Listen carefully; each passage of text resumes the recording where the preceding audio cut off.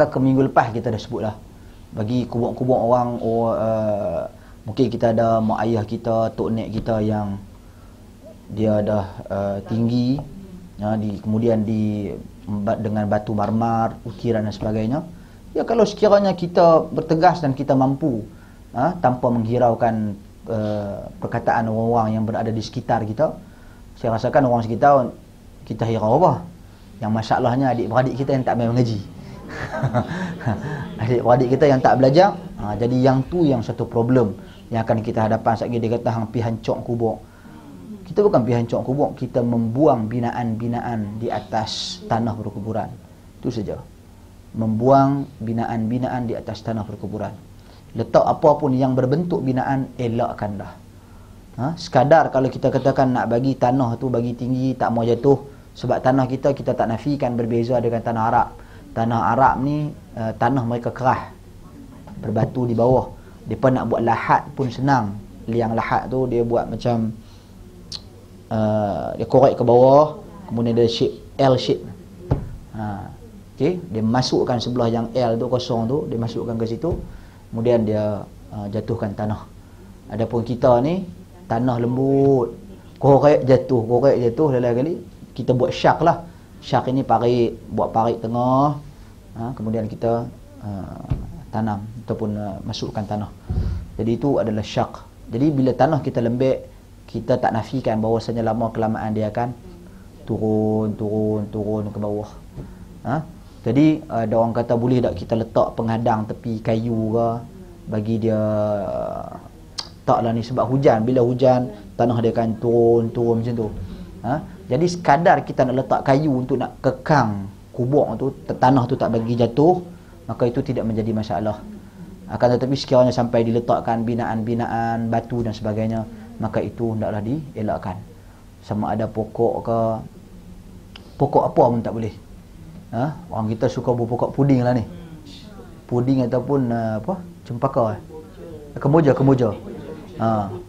Kemboja itu adalah ini. Saya pun tak tahu pasal apa pilih puding. Ada sebab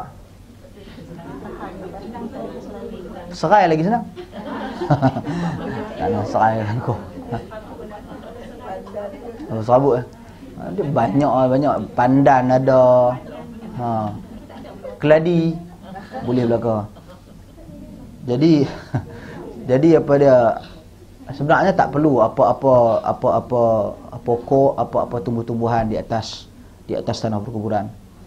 Begitu juga batu-batu, ada ambil batu sungai. Kata batu sungai tu dia berzikir. Kalau gitu tanah Arab mana ada batu sungai? Kita aja yang ada batu sungai ni. Jadi ini merupakan kepercayaan yang jelas, bercanggahan. Hadis dia pun kita dah jelaskan. Hadis tentang dua orang lelaki yang Nabi dengar jeritan mereka. Nabi koyak pohon kurma, Nabi pacak di atas kedua. Itu khas untuk Nabi SAW. Kemudian Nabi mendengar jeritan, kemudian Nabi dengan tanam pokok, Nabi pacak pelepah tamar. Jadi kalau kita nak pacak pun, pacaklah pelepah tamar. Tu pun kita, bila kita pacak, seolah-olah kita mengetahui orang dalam kubur sedang disiksa. Jadi kubur kita ni, kalau kita pergi tanah perkuburan hari ni, semua kena siksa lah ni. Pasal apa? Pasal semua ada atas dia pokok. Jadi itu salah satu kepercayaan yang sebenarnya bercanggah dengan teks hadis Nabi SAW. Maka elakkanlah. Kata nak bagi redup, nak bagi ni, kita ni khatulistiwa. Tanah Arab 50 darjah, tak 50 darjah, kot daripada nak berbumbung ke, nak bubuh kot ayak pusing-pusing dalam tu, nak bagi sejuk sikit kubur. Tak ada lindung, tak ada apa. Kita negara yang hujan tak payahlah. Nak bagi sejuk ke, sejuk tanam nanti lagi senang. Wallahu a'lam. Okey, seterusnya, jadi maksud diratakan kubur bukan diratakan terus. Kubur ni kita kena ingat bahawasanya kubur Nabi SAW, kata Jabir bin Abdullah, tingginya daripada tanah lebih kurang sejengkal. Tingginya untuk membezakan antara kubur dan juga antara lain. Lepas tu juga diletakkan di atas kubur itu satu seketul batu sebagai penanda. Saya baru ni kita ada seorang sahabat kita meninggal dunia rahimahullah. Jadi saya terlibat dalam pengurusan jenazah dia sampai di tanah perkuburan. Ada satu kubur di sebelah Shah Alam sana. Dia bagi batu tau. Batu tu dia tulis number. Dia tak tulis nama. Itu pun sebenarnya sudah mencukupi. Untuk sekadar kita nak tahu kubur nombor berapa, cukup. Settle. Senang Jadi letak seketul batu situ sebagai tanda kubur, tak payah tukar-tukar dah. Ini nak pergi tukar pula. Lepas tu depa sampai ada katalog tu. Katalog nak mana? Nak batu nisan ke mana? Macam-macam.